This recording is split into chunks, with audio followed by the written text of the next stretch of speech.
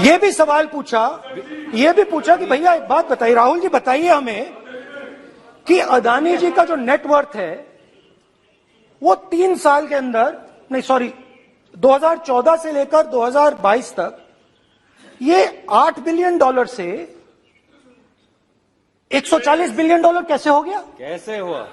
मोदी कैसे? मोदी है तो मुमकिन। ये 2014 में अगर आप दुनिया की मुस्कुरा रहे हैं, आप बीजेपी में है ना आप, तो ये लिस्ट आती है, एक लिस्ट आती है दुनिया के सबसे अमीर लोगों की।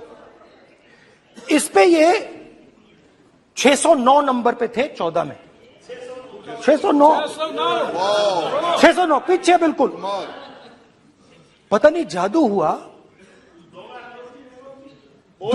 दूसरे नंबर पे पहुंच गए। मोदी है तो मुमकिन है।